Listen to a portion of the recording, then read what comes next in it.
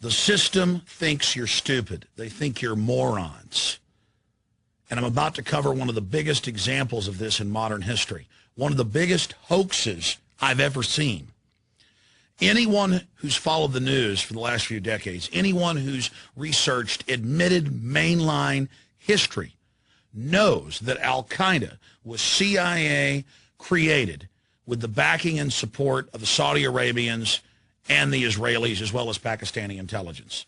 Zbigniew Brzezinski's written 2 books bragging that in '79 they created the group, had them attack the Russians to get them to then invade Afghanistan so that the Soviets could have their, quote, Vietnam. This is a fact. And the Muslim brigades being controlled by British intelligence goes back to Lawrence of Arabia. And then Hitler took over the Middle East during the first few years of World War II, and they went over to his control. But the hoax is that in the attack against the Serbs to take over Serbia, it was admitted Al-Qaeda and Osama bin Laden running those operations.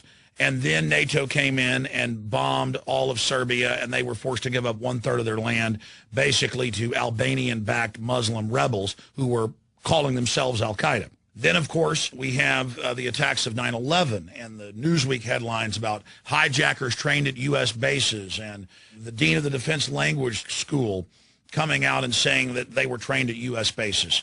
And then you have the Times of London as well reporting on the airlift of evil. Months after the Afghanistan war started, U.S. military and British military captured thousands of top Al-Qaeda and Taliban commanders, and they would be ordered to release them and fly them out into Pakistan to start the next wave of destabilization.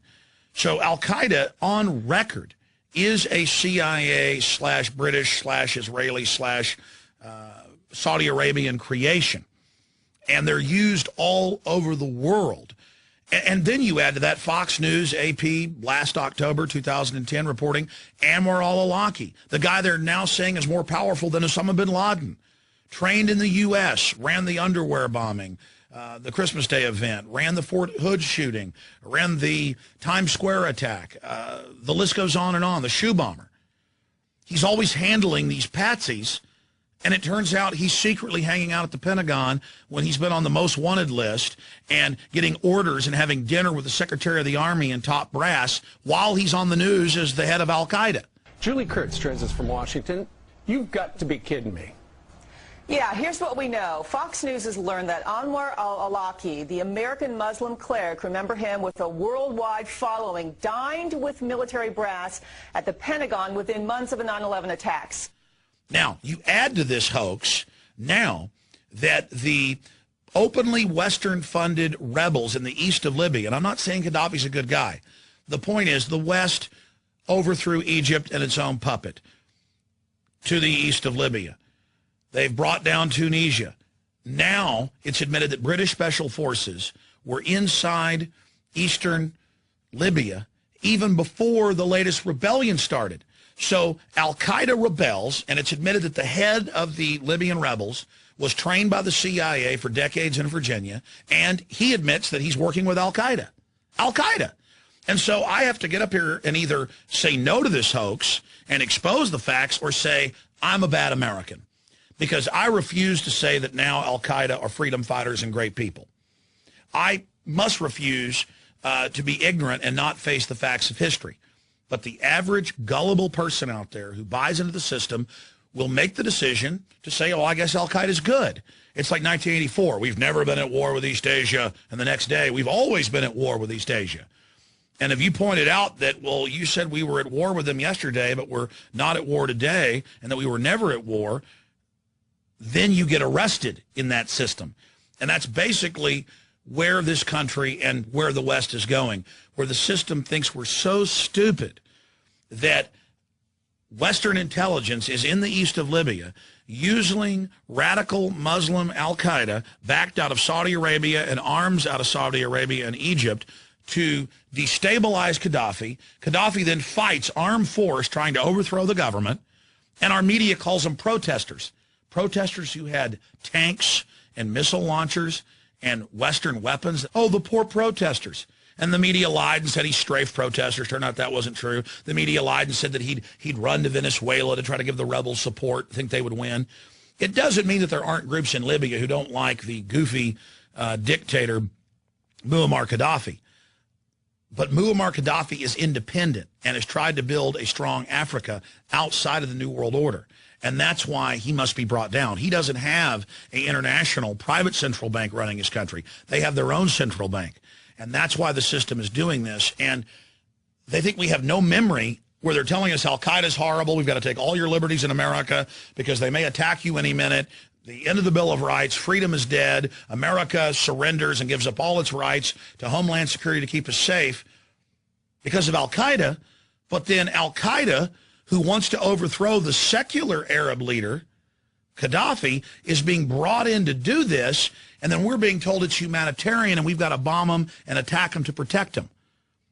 I mean, think about it, folks. Anwar al-Awlaki, the #1 guy under bin Laden, secretly hanging out the Pentagon. The Taliban and Al-Qaeda being flown out to safety in the first few months of the Afghan war to start the next crisis. Al-Qaeda being used to attack the Serbs. When the Serbs fight back, oh, it's humanitarian, we've got to bomb them. They just move Al-Qaeda around all over the world, call them humanitarian freedom fighters if anybody resists them, and then the UN and NATO comes in and bombs the daylights out of them. But at least with the attack in the 90s against Serbia, they went and got congressional authorization for force. At least Bush with his illegal wars, because they were still wars of aggression, but he went and got the Congress to sign off on it, wasn't engaged in that form of brazen treason. Obama, less than 48 hours after the UN gave that resolution to invade, openly, in front of everyone, he ordered the U.S. military to start bombing and firing cruise missiles when out in the open, the UN had given the order and Obama hadn't even consulted Congress. This is a huge issue that's taking place here, my friends, and I hope you'll research the fact that Al-Qaeda is an arm of the globalist. Al-Qaeda is an arm of the New World Order. Al-Qaeda is a system that the New World Order uses to menace civilizations into giving up their liberties in the name of protection, and also to go stir up revolutions and wars to then pose as freedom fighters so the globalists have an excuse to come in and take over countries. This is 21st century imperialism. And Al-Qaeda is the key set piece on this game of chess to bring us into the world government. They are a creation of the private banking cartels who are waging wars against the nation state and all basic liberties that defend the rights of the indigenous populations of the nation states. Al-Qaeda is CIA, is MI6, is Mossad, is Saudi Arabian intelligence, and they've caught British SAS dressed up like Al-Qaeda shooting at police in Basra to get Sunnis and Shiites killing each other. I mean, Al-Qaeda is the Swiss Army knife of destabilization. They are that magic go-to tool that's used to foment the crisis so the globalists have the excuse to offer the solution. We've broken down one of the biggest modern ongoing hoaxes in history where you're un-American if you don't support the freedom fighters of Al-Qaeda. Well, I don't support them, and I don't agree with what Ronald Reagan said about them, saying that they were founding father material. I don't like Al-Qaeda. Now, you may hate me because I don't love Al-Qaeda. I'm not going to apologize. I'm sorry.